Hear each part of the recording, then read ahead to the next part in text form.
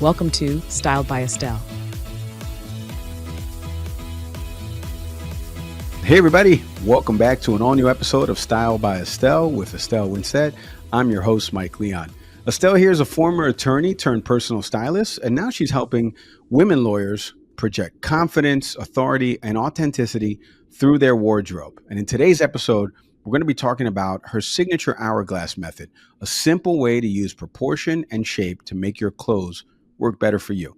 So Estelle, good to see you. Let's talk about this hourglass method. Now I want to hear all about this. What is it and how did you develop it? Well, thanks for having me, Mike. I developed the Hourglass Method because I wanted a simple way for women to understand how to dress their body shapes. For so often, women will find different things for body shape, usually in terms of fruit, like an apple or a pear, and it gets very confusing. Most women don't really resonate with the fruit, trying to figure out what their body shape is, and it's not especially helpful. And so I think it was blending my legal background of wanting to have a system or a framework with my personal styling training that I came up with the Hourglass Method, which is a very easy way to assess your body shape without having to have a measuring tape and an in-depth process. And it's really all based around the concept of balance. And when we have visual balance, then we look in proportion. And a lot of times women want to come to me and they don't know why the outfit doesn't work, but it doesn't. And usually it's because something is out of sync. And there's a symmetry that happens when everything is in proportion. And when you know your body shape, then you can figure out how to dress in accordance to that so that you look as though you're balanced like an hourglass. So that's how I came up with it. So let me ask you on that. What are some ways or some easy ways that people can tell if an outfit's proportions are off? Yeah. So if you're looking in the mirror and something feels unbalanced, or if your eye is going to a particular body part and getting stuck, then you know that something is not feeling proportional.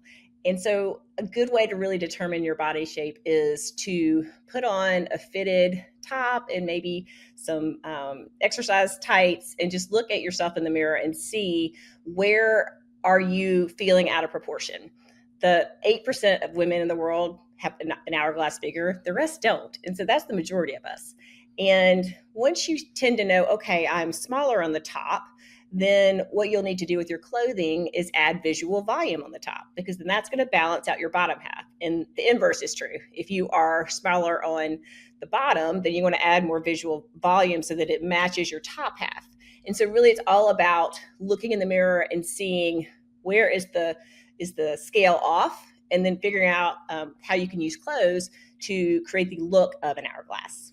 So I want to ask you, because you mentioned a little bit there of the structure in terms of figuring out your top or bottom, but how can someone truly figure out if they need more structure on the top half of the outfit or the bottom half of the outfit? Is it as simple as you laid it out, or is there other steps to the process?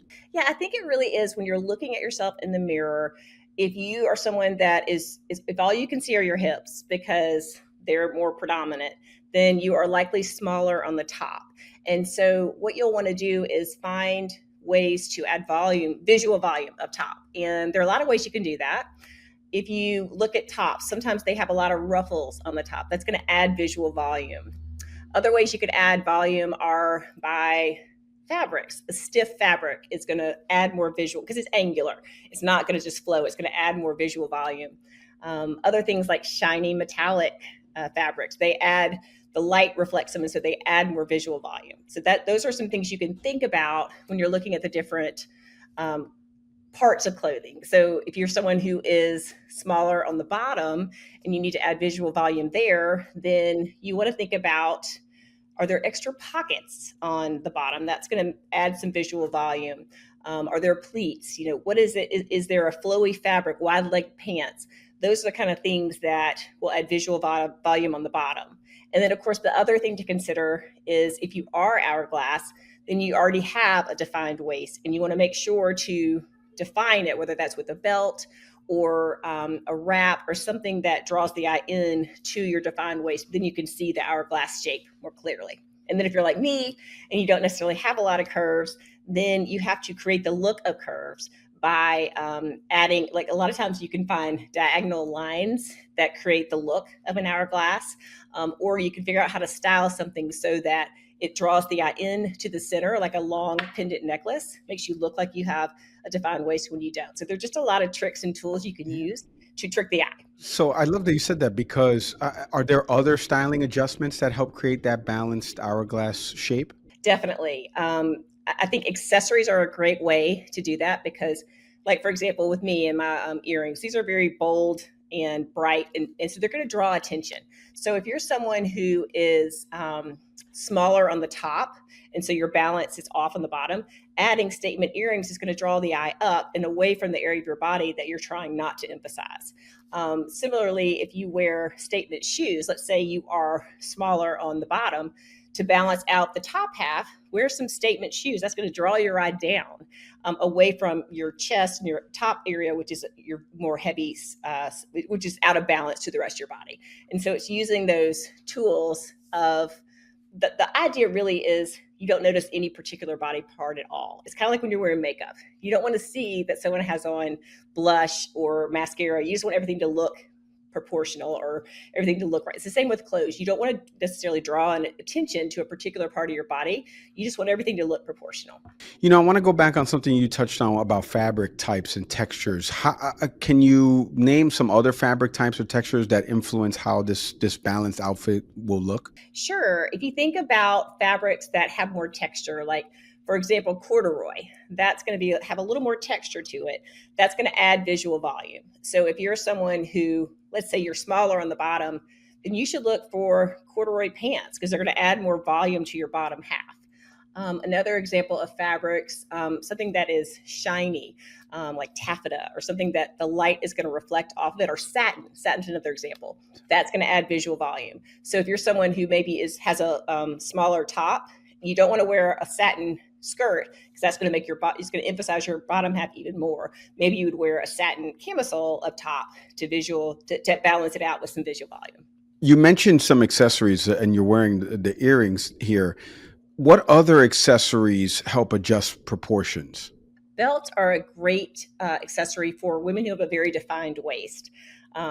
They really emphasize that waist and they show your proportions, because if you don't draw the eye in when you have a defined waist, it just makes you look boxy. So belts are a great one for someone who either has an hourglass shape or just a very defined waist. Other examples are types of cuts of clothes. A V-neck top actually is pretty much universally flattering on most women. What's really funny is I think a lot of times women think if they have a larger upper half that they should cover it. But unfortunately, that's not the case, because when you cover up something that's larger, then you end up kind of getting this shelf effect. But if you show a little bit of skin, and it's not in a revealing way, but there's just something that breaks that area up, and it's actually much more flattering.